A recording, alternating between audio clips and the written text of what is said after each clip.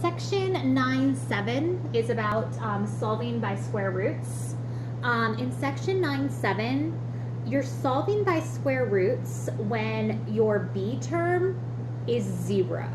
So you're gonna notice that, you know how they're always this ax squared plus bx plus c format, and when we were factoring, you had a b value here. When you are going to solve by a square root, basically you're not going to have this part of the equation. You're just going to have this ax squared and this c, and they're going to be equal to some number. Solving by square roots is pretty simple. It's just taking the square root of both sides of an equation. So the easiest way to think about it, here's an example. If you have x squared, maybe plus 4 equals 20.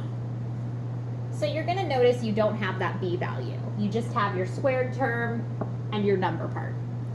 You're going to solve like normal. So you're just going to have minus 4, but now you're down to where you have x squared equals 16.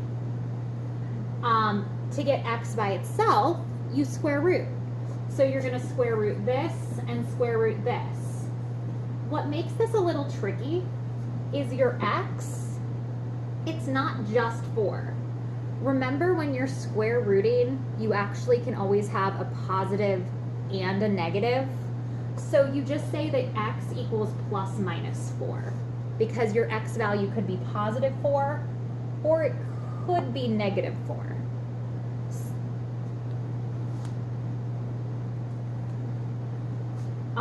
When you solve by square rooting, you usually have to go back in and check, because every once in a while you get answers that aren't real answers. That'll make more sense when you get into higher level math, but whenever you have to do a square root in an equation, you want to make sure you take this answer and you double check that they do in fact both work.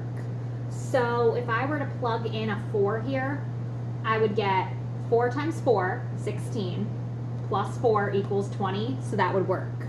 If I plugged in negative 4 times negative 4, 16, plus 4 is 20, so those do work. So when you are square rooting, it's always worth checking your answers, because every once in a while you really will get answers that you did everything mathematically correct, but your answer won't be an actual answer.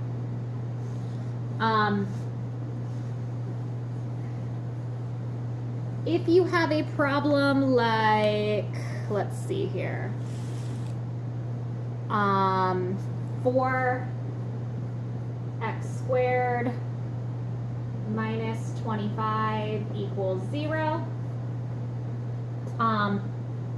This is another one you truly could factor, because this is a difference of perfect squares. So you truly could factor this problem just knowing this is a perfect square and this is a perfect square and this is a difference of them. So this is 2x minus 5, 2x plus 5, and then set both of those equal to 0 and solve.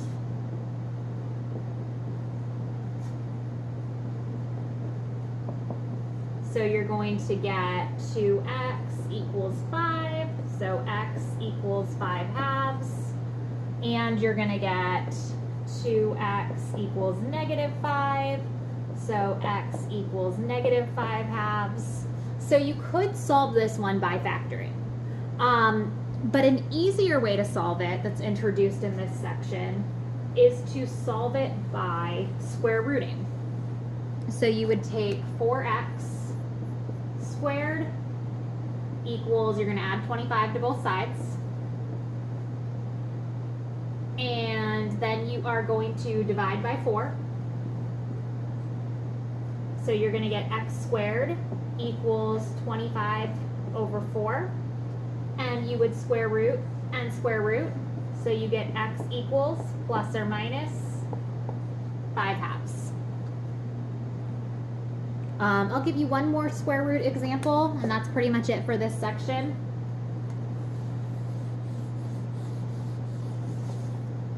Again, this section 9-7 is still finding zeros. Whenever you're finding zeros, you're just solving for x. So let's see. X plus 2 squared equals 9. So this time you have this whole thing in parentheses that's squared. So you could square root it. And if you square root it, you'll get x plus 2. And if you square root 9, you'll get plus or minus 3. This is where it gets a little weird. You have this plus minus makes a difference. So you've got one equation where you're saying x plus 2 equals 3. You've got a second equation where you're saying x plus 2 equals negative 3. So now you're going to solve for both equations. So you're going to have to subtract 2. So one of your answers is x equals 1. And one of your answers here is x equals negative 5. So you get two different answers. You get an x equals 1 and an x equals negative 5. Again, this is where you really do have to go back and double check that both of them work in the equation, the original equation. So if you plug in 1 plus 2, 3 squared is 9, so that one's good. If you plug in negative 5 plus 2 is negative 3. Negative 3 squared would be 9, so that one's also good. I know I gave you all examples where they happen to work, but you just have to believe me. Sometimes they don't work, so always double check that they're both real answers. And that is pretty much it for section 9-7.